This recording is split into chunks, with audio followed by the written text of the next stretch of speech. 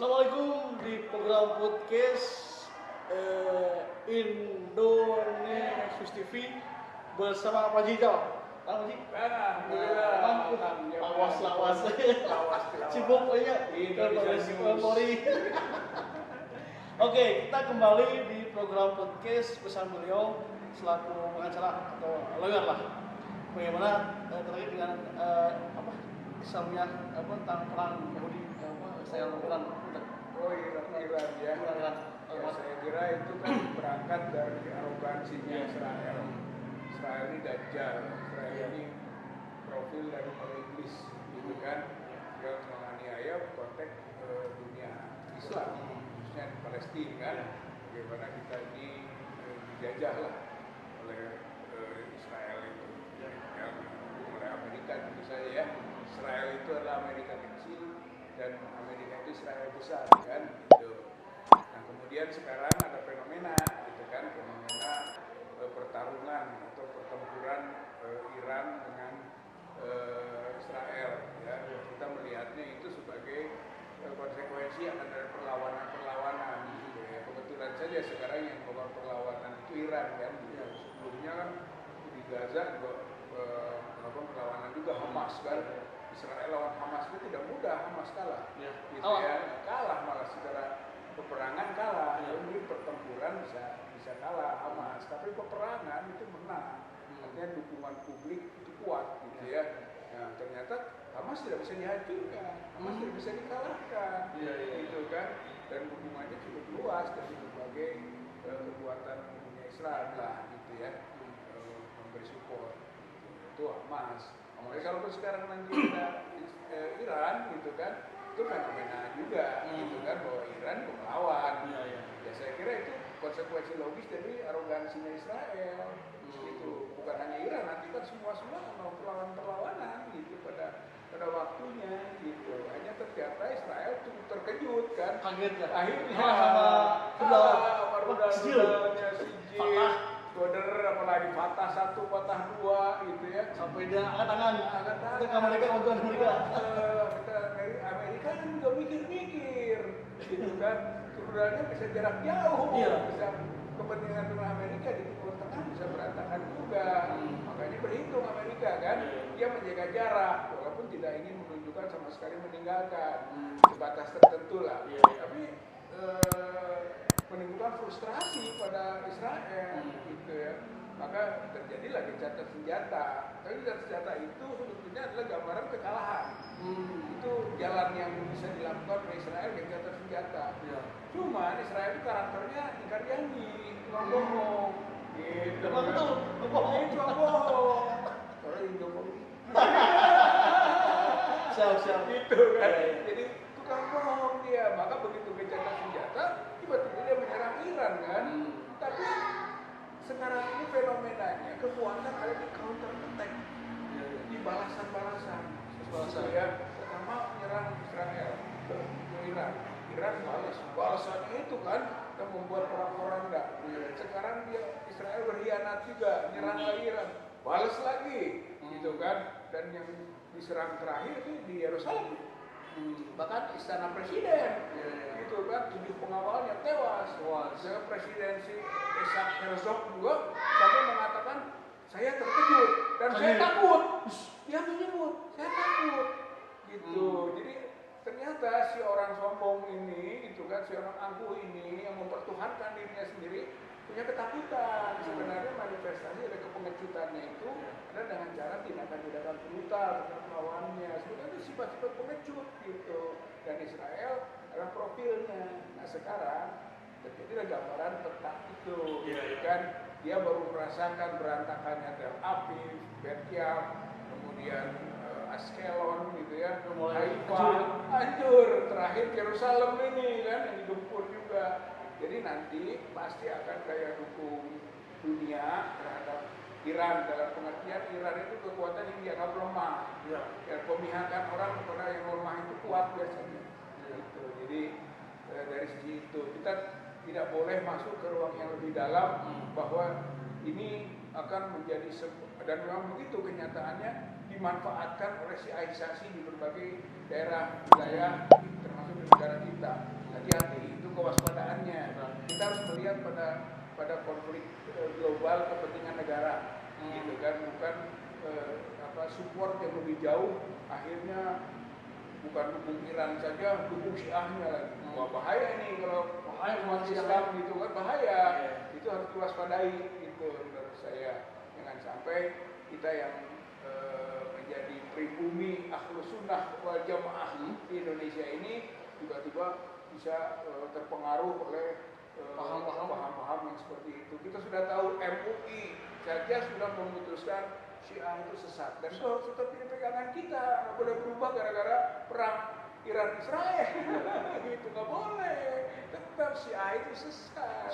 Gitu. Jangan juga terpengaruh oleh pendekatan takrir. Oh, satukan Sunni dan Syiah. Nggak bisa. Harus bersatu. Gitu kan.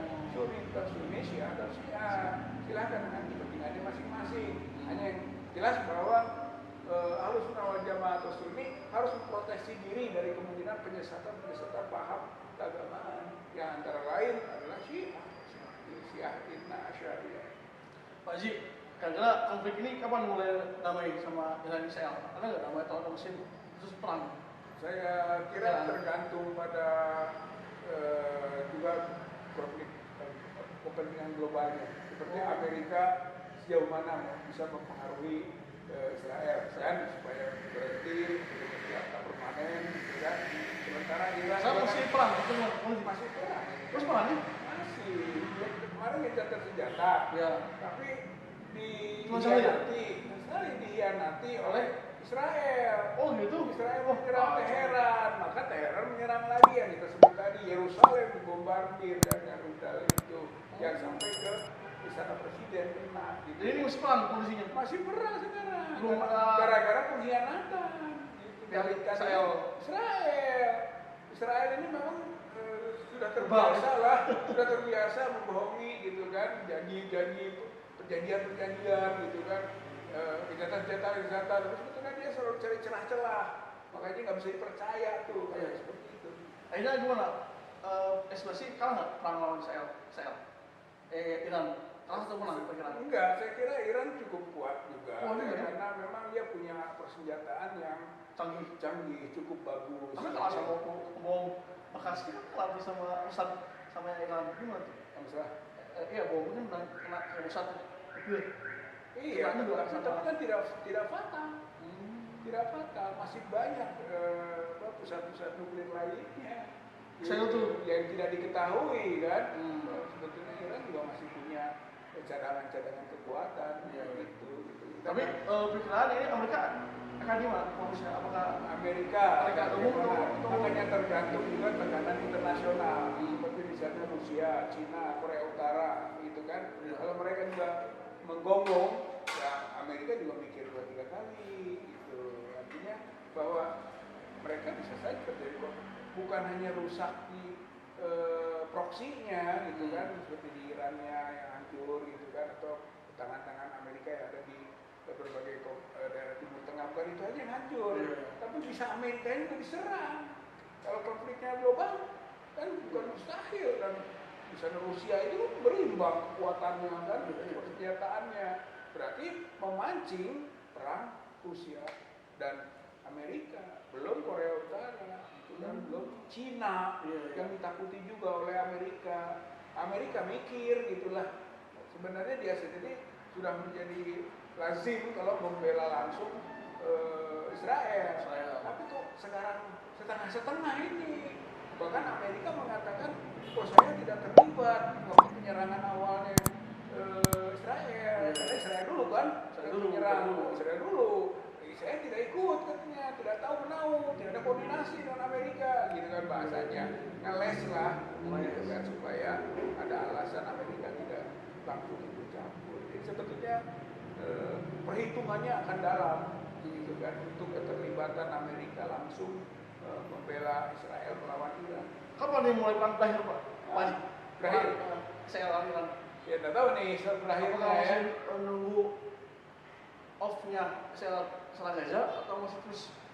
Ya, saya kira kalau dari sisi positifnya, Gaza akan memperkuat daya tahannya, kan melakukan serangan-serangan darat yang biasa dilakukan melawan Israel, infanterinya gitu ya, selalu bertempur di darat. Jadi yang selama ini mereka terpojok sekarang punya spirit baru kan, dengan kemenangan perang udara berhasil.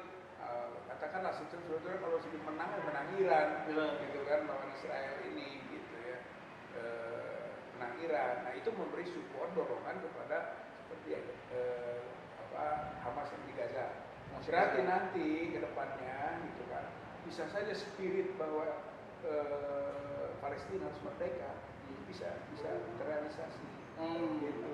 Jadi dengan tekanan terus bahwa Israel sebenarnya nggak hebat-hebat amat gitu kan, pertahanan yang disebut dengan Iron Dome-nya, David Gatling-nya, gitu kan, TAD-nya, gitu, Arrow-nya jebol sama sijil, balistik gitu kan. Jadi ternyata nggak sehebat yang diduga. Itu memberi pengaruh psikologis ke depan. Pasti. Bahwa akhirnya Palestina juga sebenarnya harus memiliki kekuatan yang seimbang. Gitu. Jadi nanti dorongan kita harus makin kuat ini. Biarlah perang Iran dan Israel memberi dorongan Palestina merdeka. Betul. Free. Perlawanannya. Hamas kan negara-negara Sunni. Hamas kan Sunni kan? Artinya jangankan setingkat negara, setingkat ormas saja kuat Sunni. Harus melihatnya begitu, ya kan? Ormas itu sekelas ormas lah, namanya Hamas. Itu Sunni, gitu kuat juga, gitu. Dan kita juga punya potensi kuat Sunni, itu ya. Jadi harus menjadi feedbacknya, membangun kesadaran bahwa ini bukan soal Syiah, bukan soal Sunni. Umat Islam kalau berbasis perlawanan kuat gitu. Jadi ya tentu di dunia Islam yang Ahlussunnah wal Jamaah harus ikut merasa bangkit dong, gitu.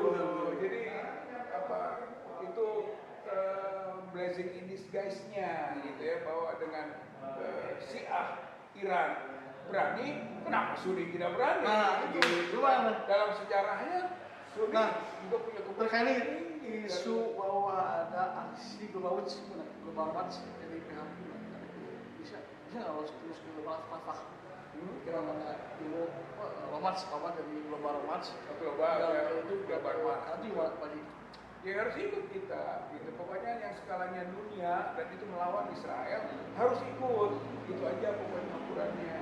Semua yang diarahkan kepada perlawanan kelompok penjajah kita harus partisipasi, jangan goyah. Kita seperti kemarin kan goyah, kita siap mendukung Israel kalau Palestina merdeka. Saya kira itu lemah, itu aneh gitu kan. Berarti kita sudah ada kecenderungan pro Israel gitu kan. Ini nggak boleh, tetap kita harus pro Palestina. Karena kenapa Palestina kita dukung? Di samping itu adalah kekuatan umat Islam, Palestina juga adalah orang yang terjajah, kelompok yang dijajah oleh arogansi Israel yang dilawan. Cukuplah, insya Allah ya. Masih atas podcastnya.